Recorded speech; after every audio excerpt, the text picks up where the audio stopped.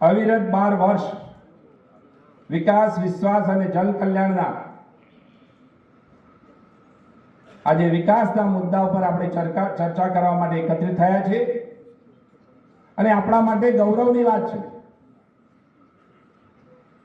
કારણ કે આપણા જિલ્લાના પનોતા પુત્ર માનનીય શ્રી યશસ્વી વડાપ્રધાન શ્રી નરેન્દ્રભાઈ મોદી સાહેબ દેશનું સુકાન સંભાળતા હોય ત્યારે આ દેશની પ્રજાએ સતત ત્રીજી વખત એમને વડાપ્રધાન બનાવીને એમનામાં વિશ્વાસ મૂક્યો છે અને દેશનું નામ વિશ્વમાં ગૌરવવંતું કર્યું છે। એ પ્રસંગે માન્ય શ્રી મોદી સાહેબને એમનું જીવન, એમની તંદુરસ્તી, દીર્ઘાયુષ ભગવાન બક્ષે અને દેશની સેવા હજી પણ એમના નેતૃત્વમાં થતી રહે એવી આજે પ્રભુને પ્રાર્થના કરીએ છીએ।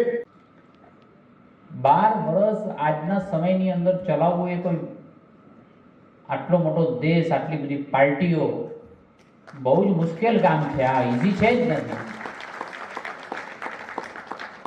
એને બિલકુલ હું તમને તમારા જીવનની અંદર લઈ જાઉં કે આમાંથી કોઈ પોતાની ઇન્ડસ્ટ્રીઝમાં 12 વર્ષથી વધુ પહેલા એસ્ટાબ્લિશમેન્ટ કર્યું હોય તેવા કેટલા લોકો હાથ ઊંચો કરો તો? બરાબર કે નહીં? આજે જે લોકો 5 વર્ષથી વધુ જે લોકો બિઝનેસની અંદર આવ્યા હોય તો પોતાના ફિલ્ડમાં આવ્યા હોય કેટલા લોકો છે? 5 ચંદ્રભાઈએ તમારી આવનારી પેઢી શું કરવાની છે ને એનું નક્કી કરી રાખેલું છે। મિત્રો વિચારમાં ફરક હોય છે। હું હમણાં યોજનાઓ અહીંયા ગણાવવા જાઉં તો બધાને ખબર હશે। આયુષ્યમાન કાર્ડની યોજના કહું તો તમને ખબર હશે, વિધવા સહાય કહીશ તો ખબર હશે, ને તમને એમ કહું ડાયરેક્ટ બેનિફિટ ટ્રાન્સફર કરી દીધું છે અને હવે આટલા લાખો રૂપિયા બચી રહ્યા છે ને બધું કહીશ તો તમને કોમન લાગશે બધી વાત જન કલ્યાણની। અને તમને ઘણા લોકોને મગજમાં એવું પણ આવે કે હવે નવાઈ શું કરે છે, એમ કે ભાઈ ટેક્સના પૈસા લે છે અને યોજનાઓ બને છે। બિલકુલ વાત સાચી છે। ટેક્સના પૈસાથી જ યોજના બને છે, તમારા પૈસાથી જ યોજના બને છે, આપણા સૌના ટેક્સના પૈસાથી જ યોજના બને છે। તો પછી ફરક શું છે? ફરક છે યોજના બનાવવાના વિચારમાં। એક કુંભાર માટી રગદોળીને ચલમ બનાવતો હતો। ચલમ એટલે ખ્યાલ આવે ને? હુકો, આપણે દેશી ભાષામાં કહીએ તો એ ચલમ બનાવતો હતો। એની પત્નીએ કીધું કે કુંભાર શું કરે છે? તો કે ચલમ બનાવું છું। તો કે એના કરતા કે માટલું બનાય ને? તો કે સારું, હવે તું કે માટલું બનાવો, એમ કે ઘરવાળીને બોલવાની હિંમત બધાને હોય નહીં સામે। તો કે તું કે કરી, એને ફરી માટીને રગદોળી નાખી। એ માટી રગદોળી નાખીને એટલે પેલી માટી બોલી કુંભાર શું કરે છે? તો કુંભારે કીધું બસ મારો વિચાર બદલાઈ ગયો। ત્યારે માટી બોલે કુંભાર આ વિચાર નથી બદલાયો, હવે મારું જીવન બદલાઈ જશે। તું ચલમ બનાવે તો જે પીવે એનું બળદ અને મારું એ બળદ, હવે તું માટલું બનાવે મારું પેટ ઠરશે ને જે પાણી પીશે એનું એ ઠરશે।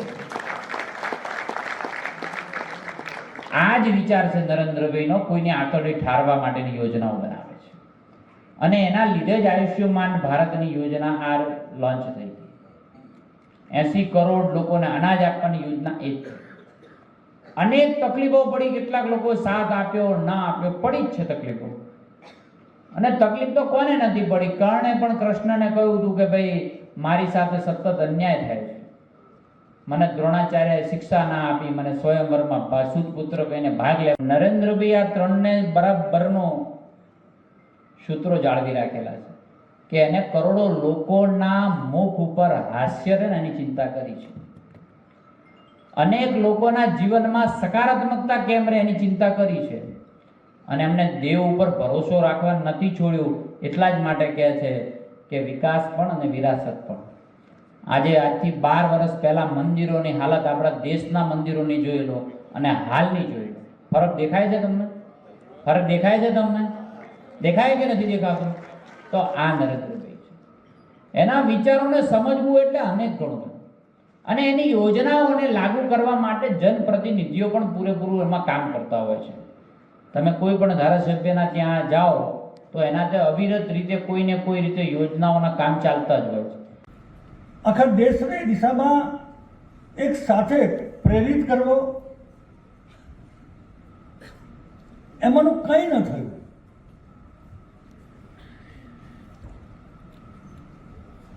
ચાલક બળ હોય ને એ સરકાર છે.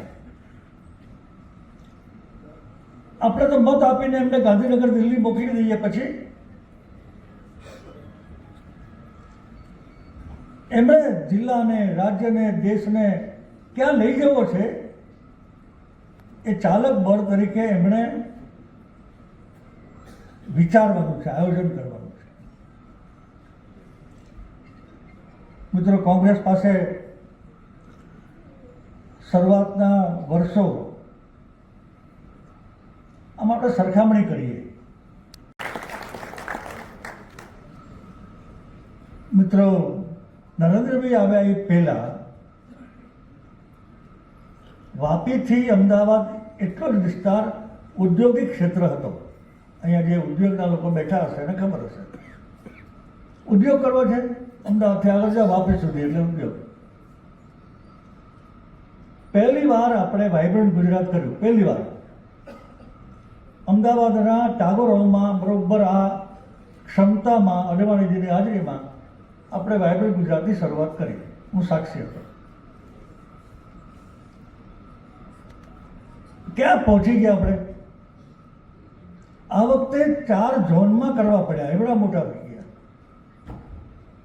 અને આ ગઈકાલની ઉદ્યોગ નીતિમાં પણ બહુ સરસ રીતે 4 ઝોનની સગવડતાઓ, ઇન્ફ્રાસ્ટ્રક્ચર એ બધાને ધ્યાનમાં રાખીને ઉદ્યોગ નીતિ કરી છે.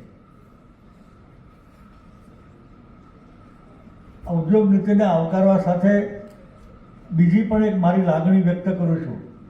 ગઈકાલે અમેરિકાને યુદ્ધ જે સમાપ્ત થયું ઈરાન સાથેનું, એને પણ આપણે આવકારીએ અને એ નરેન્દ્રભાઈએ કહ્યું છે કાયમ ટકી રહે એવી શુભેચ્છા પાઠવીએ.